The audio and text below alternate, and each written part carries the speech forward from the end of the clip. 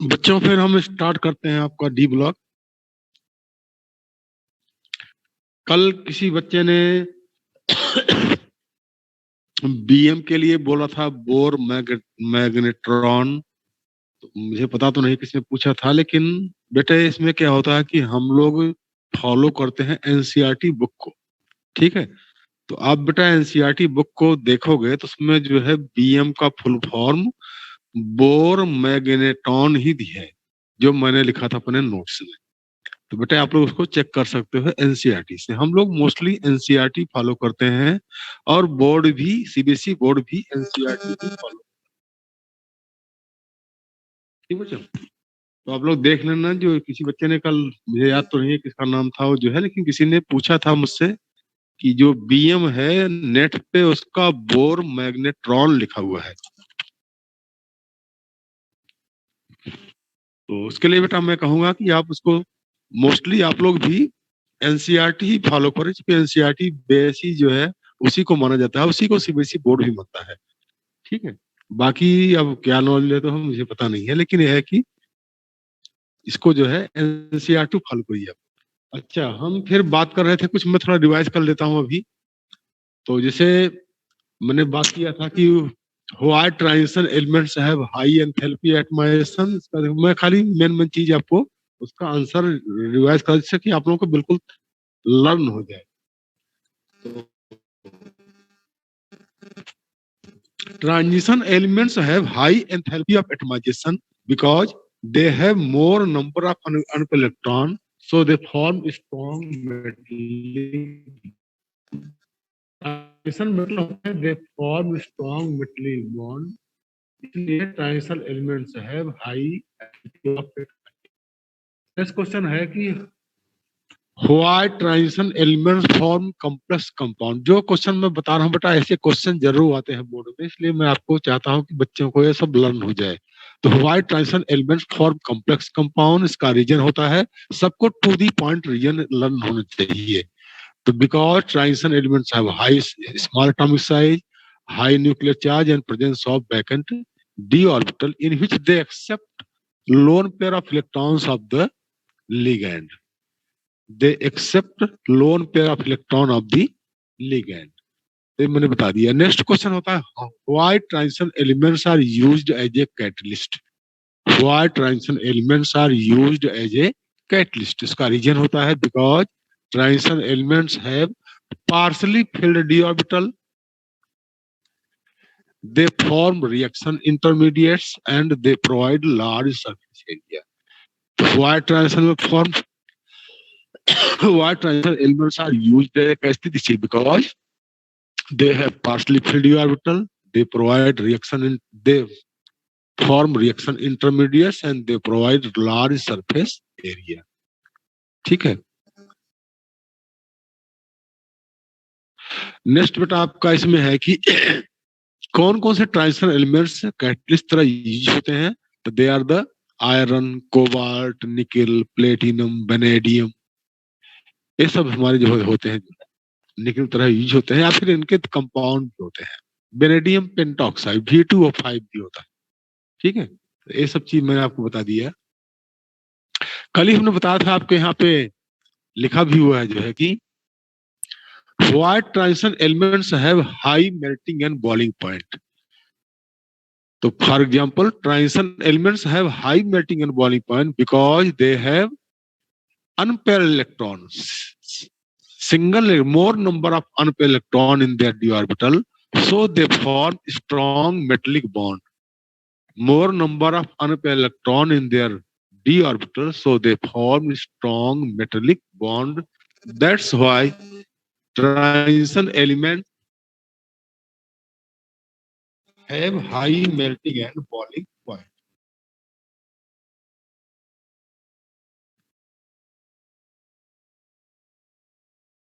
एक मिनट थोड़ा सा भी आपको अटेंडेंस ले लेता हूँ, उसके बाद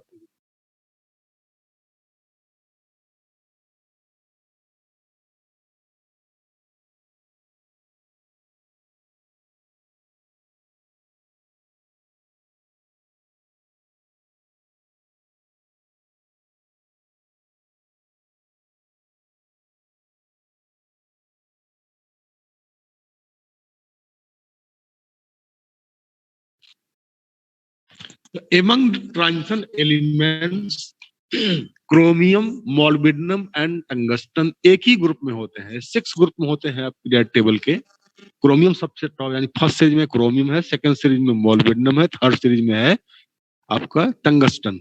डब्ल्यू होता है टंगस्टन का सिंबल। मोलिब्डेनम का होता है capital O, capital M, small O.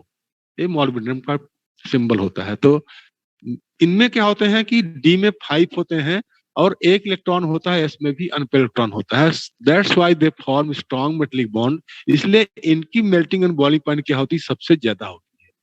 Melting and boiling point of zinc, cadmium and mercury, this is very low because they don't have unpaired electron in their d orbital. They have completely fulfilled d orbital. That's why they form weak metallic bond. ये जो है क्या होते हैं, week metallic bond बनाते हैं। Next question आपका है जो है कि why transition element shows variable oxidation state? Why transition element shows variable oxidation state? उसका रीजन होता है जो है कि transition elements uses electron present in the outermost s orbital as well as electron present in the d orbital to form bond. That is why they shows variable oxidation state. मैंने बताया था आपका जो है कि स्कैंडियम, आपका yttrium और lanthanum, they shows only +3 oxidation state. They don't show variable oxidation state because after losing 3 electron they have stable electronic configuration of inert gases. Scandium में आपका हो जाता है आपका आर्गन, आपका इट्रियम में होता है आपका कैडमियम, सॉरी आर्गन बाद क्रिप्टन, और जो आपका लेंथनम होता है दैट बिकम्स जीनन, उसका जीनन का कंफ्यूजन अटेंड कर लेता है। इसलिए they don't show 3 element, they don't show variable oxygen state. ठीक है। तो जब हम चलते हैं किसी सीरीज में तो पहले क्या होता है, स्कैंडियम, मान लो फर्स्ट सीरीज की बात करते हैं तो फर्स्ट सीरीज में स्कैंडियम में +3 होता है, टाइटेनियम में +4, ऐसे फिर आपका +6, +7, +7 मैक्सिमम होता है आपका मैग्नीज का। ये आपका ग्रुप 7 का एलिमेंट है, ग्रुप 7 का फर्स्ट एलिमेंट है मैग्नीज। तो मैग्नीज का +7 होता है, उसके बाद फिर ए डाउन होता है, डिक्रीज करता है। तो ऑक्सीजन स्टेट फर्स्ट इंक्रीज करता है सीरीज में, मैक्सिमम 7 है, सेकंड थर्ड सीरीज में 8 तक भी जाता है, और उसके बाद फिर क्या होता है, डिक्रीज करता है। अब ठीक है।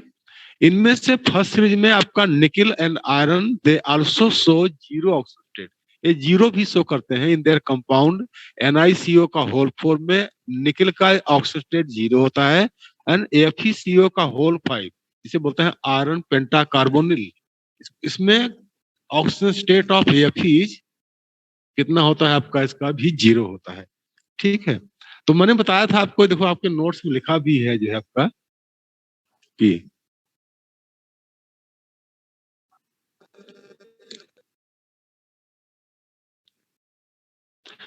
अगर ऑक्सीजन स्टेट होगा +2 and +3 then it will be ionic compound, and अगर ऑक्सीजन स्टेट होगा +3 से मोर तो it will be covalent compound. जैसे हमारा आयरन जो है होता है तुम्हारा जो है KMnO4 में मैग्नीज का ऑक्सीजन स्टेट होता है कितना होता है, +7 होता है, या फिर MnO4 नेगेटिव में मैग्नीज का ऑक्सीजन स्टेट होता है +7। तो मोस्टली ये क्या होता है, 7 इलेक्ट्रॉन कोई क्रोमियम, सॉरी मैग्नीज जो है लूज नहीं करता है।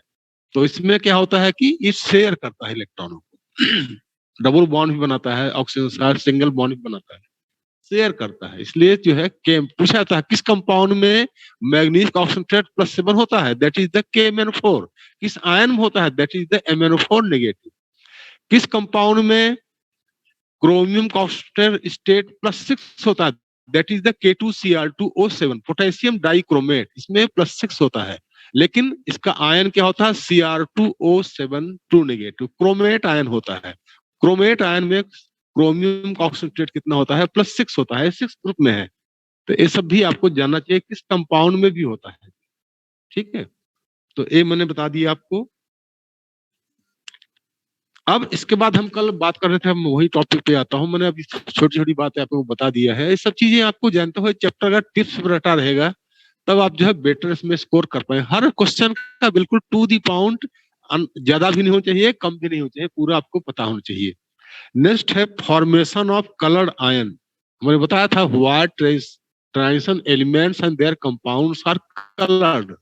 मैंने बताया था कॉपर सल्फेट देखोगे क्या है, ब्लू कलर का होता है। फेरस सल्फेट Fe4.7H2O हमारा ग्रीन कलर का होता है।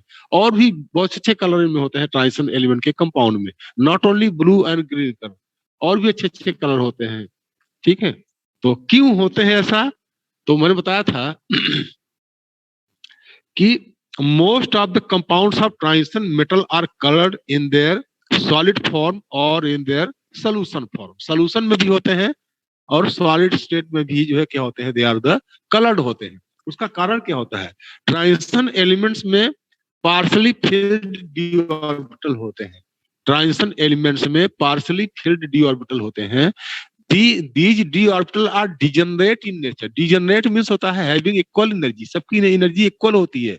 Electron can occupy in any one of these orbitals, but when an ion, when a ligand approaches, comes closer to the transition element, then their degeneracy is broken.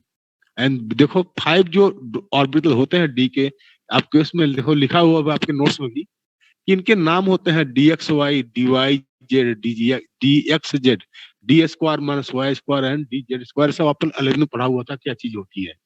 तो जो 5 D orbital होते हैं दे split, split मतलब they are broken into 2 set, that is the 3 orbital जिनका नाम होता है DXY, DYZ and DXZ becomes of the lower energy level, and 2 orbital that is dx square y square and dz square becomes higher energy level। देखो आप देख सकते हो figure में कि 2 सेगमेंट टूट गए हैं। अब electron presence in the lower orbital यानी dx y या dy z dx z जो लोअर ऑर्बिटल में भी ऑर्बिटल में है, they jumps into the higher energy level either dx square y square और dz square एनर्जी को एब्जॉर्ब करके। ठीक है, this energy falls in the visible region and their complementary color is the same. That's why transition elements form colored compound। ये काफी important question है, ये paper में कई बार पूछा था। इसके बाद हम कल जब डिस्कस कर रहे थे कि यहाँ पे एक नोट लिखा हुआ है, इसको जानना बहुत जरूरी है। If transition elements have completely, बहुत सब बच्चों को पता होना चाहिए कि if transition elements have completely fulfilled d orbital or completely empty d orbital, then it is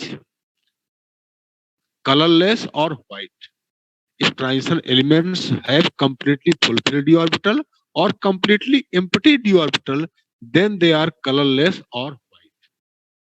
If transition elements have 5 partially filled d orbital, then they are colored.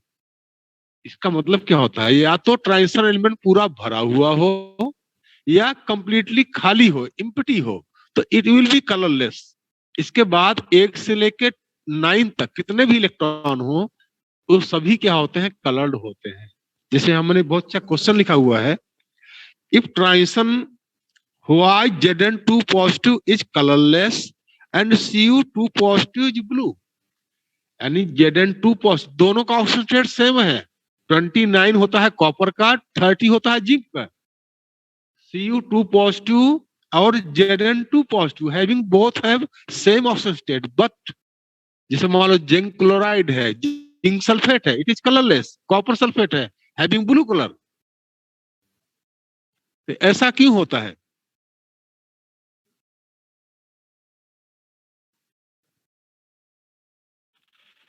तो समझिए ध्यान से।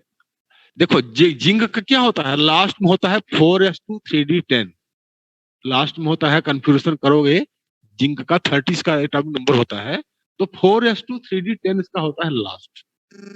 और Zn2 पॉजिटिव मतलब इलेक्ट्रॉन 2 निकल गए 4s से, 4s से 2 इलेक्ट्रॉन निकल गए तो क्या होगा, जिंक के पास हो जाएगा 3d10, यानी कंप्लीटली फुलफिल्ड ऑर्बिटल हो गया। तो फिर इसमें बताया था या तो पूरा भरा हुआ हो डी ऑर्बिटल या कंप्लीटली एम्प्टी हो, एक भी इलेक्ट्रॉन ना हो, then it will be colourless. अब देखिए Cu2 पॉजिटिव क्या होता है, Cu2 पॉजिटिव का 29 होता है कॉपर का, तो क्या होगा 4s1 3d10 होता है। अब Cu2 पॉजिटिव मतलब इट विल लूज 2 इलेक्ट्रॉन, एक लूज करेगा 4s से, एक यूज करेगा जो है 3d ऑर्बिटल से, तो क्या होगा 3d9 हो जाएगा। यानी यानी +2 ऑक्सीजन स्टेट में जो है कॉपर के they have partially field D orbital, that's why copper compound is the colour. अभी मैं देखता हूँ किसी बच्चे ने कुछ क्वेश्चन मार्क किया था, तो भी मैं देखता हूँ उन्होंने क्या बोला है। मैं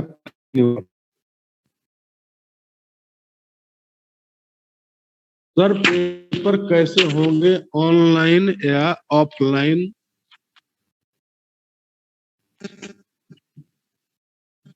बेटा भी ये श्योर नहीं है, क्योंकि आज थोड़ा मीटिंग हुई थी, तो अभी फादर ने कोई इसका रिस्पॉन्ड है, लेकिन आपको कल व्हाट्सएप के द्वारा आप लोग इस पे देखना है, आपको कल शायद बता देंगे जो है, या आज ही अगर कुछ मैसेज आएगा गवर्नमेंट से। अभी गवर्नमेंट का कोई ऑर्डर आया नहीं है, इसलिए बेटा अभी हम कह नहीं सकते हैं कैसे होंगे।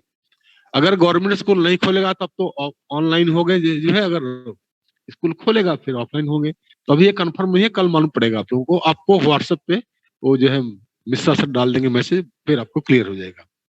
तो बेटा समझिए, हम बात कर रहे थे कि Cu2 पॉजिटिव कलर क्यों होता है, बिकॉज इसमें कितने इलेक्ट्रॉन होते हैं, 9 इलेक्ट्रॉन होते हैं।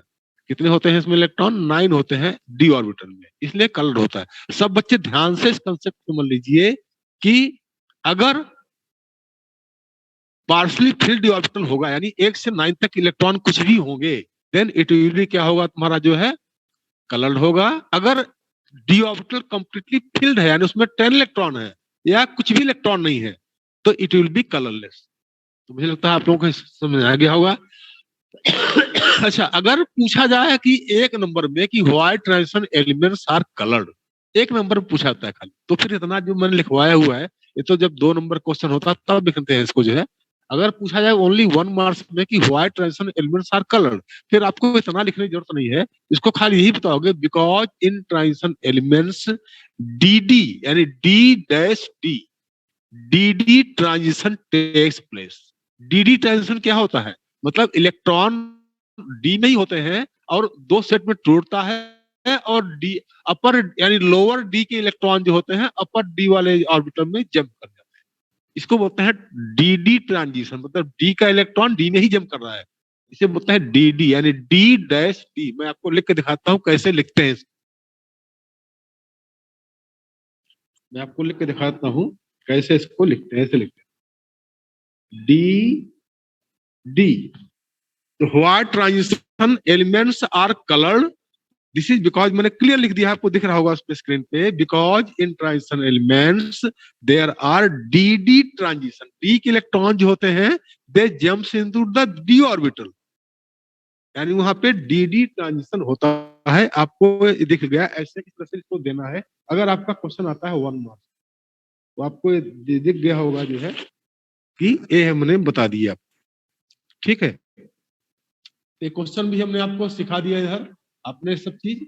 मैं खाली सभी बच्चों से बोलूंगा कि बहुत इजी चैप्टर है, इसमें आपको टिप्स पे हर क्वेश्चन को लर्न करना है, ठीक है। जो मैं क्वेश्चन पढ़ा रहा हूँ ऐसे ही क्वेश्चन बोर्ड में आते हैं, इसलिए आपको ध्यान से इसको समझना है, तो फिर बहुत इजी है। अब हम बात करते हैं फिर जो है नेक्स्ट पे जो है यहाँ पे,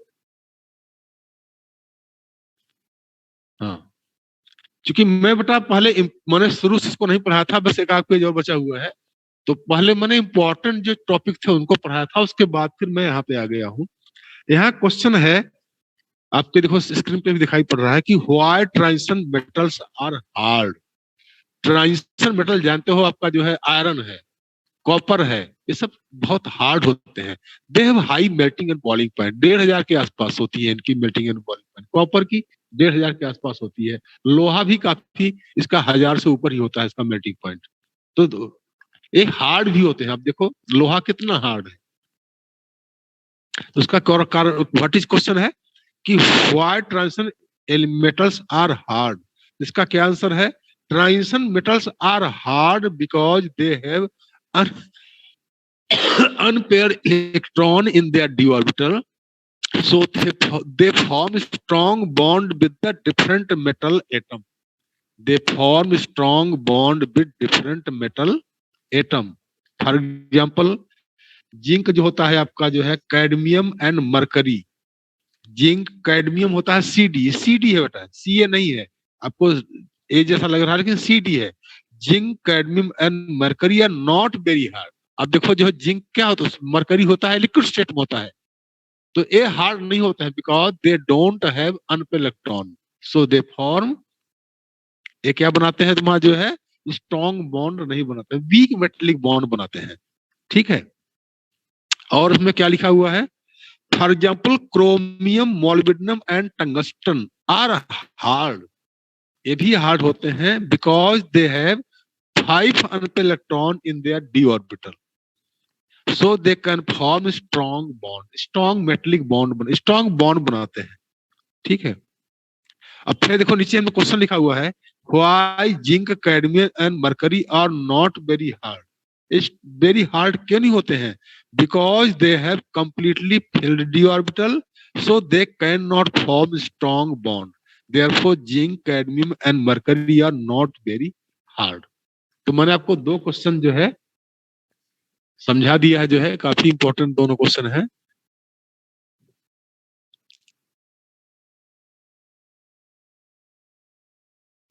कि why chromium molybdenum and tungsten, आप जानते हो क्रोमियम मोलिब्डेनम टंगस्टन तीनों में ही 5 होते हैं इलेक्ट्रॉन डी ऑर्बिटल में, अनपेयर्ड होता है, एक एस में भी होता है अनपेयर्ड, तो सबसे स्ट्रॉन्ग बॉन्ड बनाते हैं।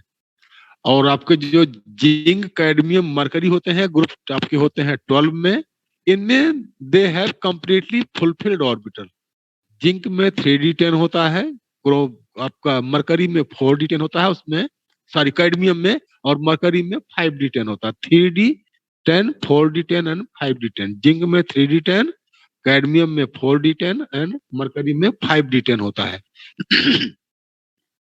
तो मैंने आपको यही बता दिया है। ऊपर मैंने बताया था कि why copper silver and gold are transition element, आप क्वेश्चन ऊपर लिखा हुआ है कि मैंने उस दिन फर्स्ट डे ही बता दिया था, because they have partially filled d orbital in their +2 option state, इसलिए they are transition element। इसके बाद होता है why zinc cadmium and mercury are transition element but they don't have unpaired electron, they are partially filled d orbital in their partially filled d orbital, this is because any zinc cadmium and mercury have completely fulfilled d orbital in their elemental form, also in their +2 option state, but they are transition metal because their chemical properties are similar to that of the transition element, इसलिए इनको हम transition element मानते हैं इनको।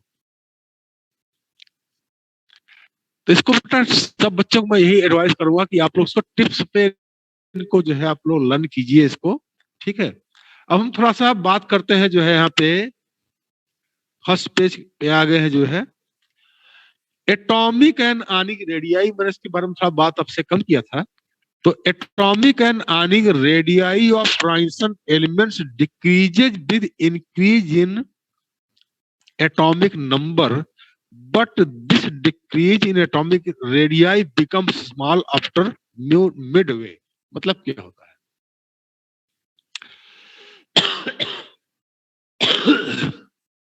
आप लोग book में देखोगे एनसीईआरटी बुक में, वहां पे डाटा गिवन है जो है शुरुआत में ट्रांजिशन एलिमेंट का जो साइज होता है वो डिक्रीज करता है, उसके बाद धीरे धीरे कांस्टेंट रहता है मिडिल में, यानी आपका स्कैंडियम से टाइटेनियम कम होगा, टाइटेनियम से बेनेडियम कम होगा, बेनेडियम से क्रोमियम कम होगा, उसके बाद फिर धीरे धीरे आपका जो है कांस्टेंट रहता है।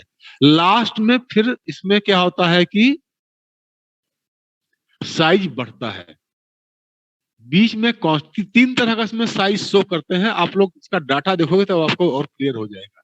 या फिर देखो मैं आज कोशिश करता हूं कि आपको इसका मैं भेज दूंगा, इसका भी कल भी मैंने कहा था लेकिन आज मैं जरूर भेज दूंगा आपको, ऑक्सीजन स्टेट का टेबल जो है कैसे तीनों उसमें होता है, और मैं आपको इसका साइज का भी डाटा भेज दूंगा, तो आप उससे आपको इसके क्लियर हो जाएगा। तो मैं आपको आज जरूर भेजूंगा पीडीएफ। कल मैं थोड़ा बिजी था, मैं नोट्स बना रहा था, इसलिए मैं कल भेज नहीं पाया। कल मैं तो मुझे काफी टाइम लग गया था, आई थिंक 11-12 बज गए था रात में मुझे नोट्स बनाते बनाते, इसलिए मैं कल नहीं भेज पाया था, लेकिन आज मैं जरूर भेज दूंगा आपको। तो उसमें डाटा भी आप देखोगे तो आपको और क्लियर हो जाएगा। लेकिन अब बात यही है कि हम बात करते हैं 3 तरह का साइज में वेरिएशन दिखता है। पहले बिगिनिंग में कम होता है, then remain constant and last में जिंक, कैडमियम, मरकरी का साइज बढ़ता है। What is reason? देखिए शुरुआत में आप जानते हो स्कैंडियम है, स्कैंडियम में भाई जितने ट्रांजिशन एलिमेंट्स हैं सब में एक सीरीज में सब में सेम नंबर ऑफ सेल्स होते हैं। जितने ट्रांजिशन एलिमेंट्स हैं सब में सेम नंबर ऑफ, सब में मान लो फर्स्ट सीरीज है, फर्स्ट सीरीज में 4 सेल होते हैं, सेकंड सीरीज में 5 सेल होते हैं, आपका थर्ड सीरीज में 6 सेल होते हैं।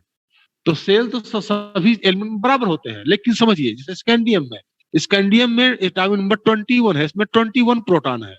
टाइटेनियम में 22 है, 22 प्रोटॉन है। आपका बेनेडियम में 23 है, 23 प्रोटॉन है। प्रोटॉन पे पॉजिटिव चार्ज होता है, ये क्या करता है, नेगेटिव चार्ज इलेक्ट्रॉन को अट्रैक्ट करते हैं, जिससे क्या होता है जो हमारा इलेक्ट्रॉन होते हैं they attracted more towards the nucleus. इसलिए साइज क्या होता है, कम होता है बिगिनिंग में। बात समझ लेगी?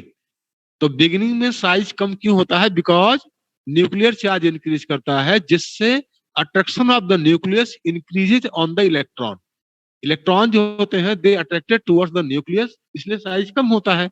ठीक है, तो अब कहोगे सर फिर जैसे मान हमारा आयरन है, कोबाल्ट है, निकिल है, आपका कॉपर है, इनमें भी तो चार्ज बढ़ता है, तो इनका भी साइज कम होनी चाहिए। नहीं, ऐसा नहीं होता है। समझिए, मैं बात करता हूं अब आयरन, कोबाल्ट, निकिल की। क्योंकि मैग्नीज तक क्या होता है, डी में 5 इलेक्ट्रॉन है, तो यहां तक तो साइज क्या होती है आपकी, मैग्नीज तक तो कम होती है। लेकिन जैसे ही हम आते हैं आयरन पे, कोबाल्ट में, निकिल में, क्या होता है कि इलेक्ट्रॉनों में पेयरिंग होती है। आयरन में 3D में 6 इलेक्ट्रॉन होते हैं, कोबाल्ट में 3D में 7 होते हैं, निकिल में आपका जो है 8 होता है, कॉपर और जिंक क्या होता है आपका भरा होता है। तो इसका केस दूसरा है। तो समझिए बेटा, जैसे से डी इलेक्ट्रॉन में पेयरिंग होगी तो क्या होगा, there will be repulsion takes place between the electron. इलेक्ट्रॉनों के बीच में रिपल्शन होगा। ये क्या करता है repulsion? It will oppose the attraction of nucleus from the outermost electron. ये क्या करता है, अपोज करता है कि जो न्यूक्लियस का अट्रैक्शन फोर्स है वो आउटर मोस्ट इलेक्ट्रॉन पे क्या हो जाए, तुम्हारा जो है कम हो जाए। इसलिए क्या होता है, अच्छा यहाँ पे क्या होते हैं कि अट्रैक्शन फोर्स यानी और रिपल्सन फोर्स, यानी इस रिपल्सन फोर्स को बोलते हैं स्क्रीन इफेक्ट। अट्रैक्शन फोर्स और स्क्रीन इफेक्ट क्या होते हैं, न्यूट्रलाइज जाते हैं। इसलिए क्या होता है तुम्हारा जो है इलेक्ट्रॉन जो साइज क्या होता है, इंक्रीज नहीं करता है। तो मिडिल में, यानी इसको हम रिपल्सन फोर्स को बोलते हैं स्क्रीन इफेक्ट। जैसे इलेक्ट्रॉन पेयरिंग होती है तो रिपल्सन होता है इलेक्ट्रॉनों के बीच में, और फिर इसको बोलते हैं स्क्रीन इफेक्ट। ये क्या करते हैं, स्क्रीन इफेक्ट क्या करता है, इलेक्ट्रॉन्स के अट्रैक्शन फोर्स को क्या करता है, न्यूक्लियस के अट्रैक्शन फोर्स को इलेक्ट्रॉन पे क्या करता है, अपोज करता है। लेकिन यहाँ पे क्या होता है, दोनों ही क्या होता है, मान लो आयरन में 6 इलेक्ट्रॉन है, एक ही पेयर इलेक्ट्रॉन है, कोबाल्ट में 2 पेयर इलेक्ट्रॉन है। इसलिए क्या होता है, दोनों ही क्या होते हैं, nucleus of attraction of the outermost electron and screen effect दोनों बैलेंस होते हैं। इसलिए मिडिल में साइज क्या होता है, बढ़ता नहीं है। फिर लास्ट में जो है क्यों बढ़ता है, जिंक, कैडमियम, मरकरी में, यही समझो भाई। जिंक में कंप्लीटली फुलफिल्ड ऑर्बिटल है, यानी सारे इलेक्ट्रॉन जो है, यानी 3D, यानी 3D, 4D, 5D, ये तीनों क्या है, भरे हुए हैं।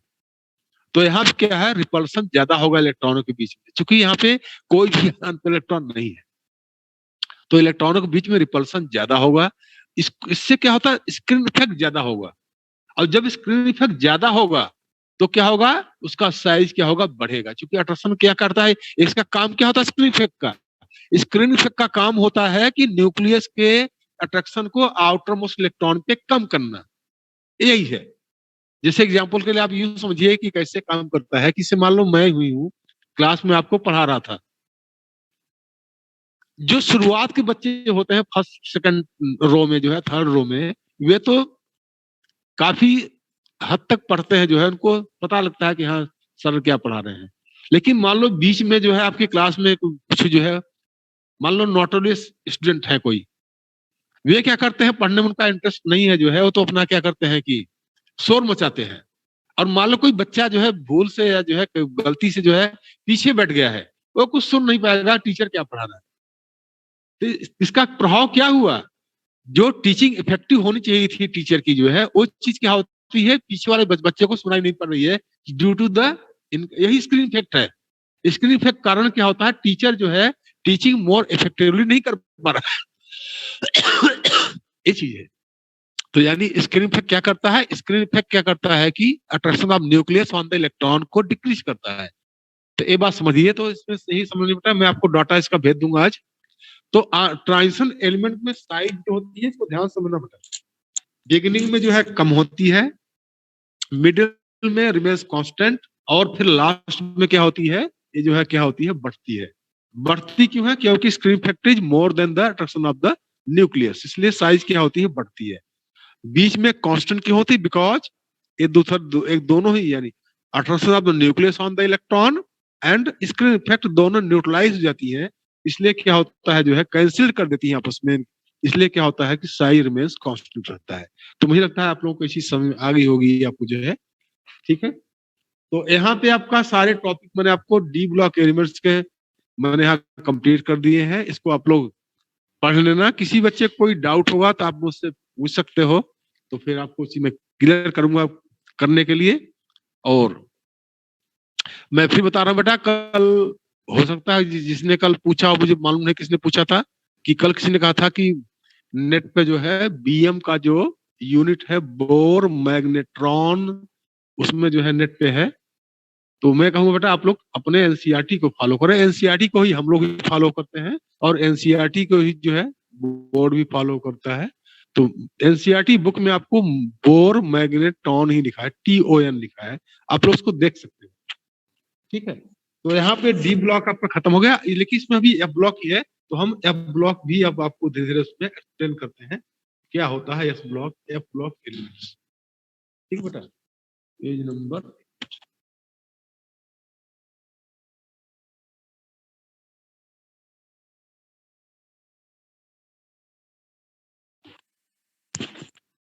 आप जानते हो एफ ब्लॉक एलिमेंट्स बोलता है इनर ट्रांजिशन एलिमेंट, एक पीरियोडिक टेबल के नीचे बॉटम पे 2 सीरीज में है, दैट इज कॉल्ड लेंथेनॉइड और लेंथेनाइड, और दूसरे होते हैं एक्टिनॉइड और actinides. Elements having atomic number 58 to 71, 57 होता है लेंथेनम का, तो 58 to 71 they are called lanthanides और lanthanoids. And elements having 14 elements, lanthanoid भी 14 होते हैं, एक्टिनॉइड भी 14 होते हैं। तो the 14 elements having atomic number 90 to 103, यानी एक्टिनियम होता है 89, एक्टिनियम के बाद, इसलिए इसको एक्टिनॉइड बोलते हैं। लेंथेनम के बाद के element they are called lanthanoid और लेंथेनाइड, ठीक है। तो लेंथेनॉइड और एक्टिनॉइड जानते हो, इनको बॉटम में रखा गया है।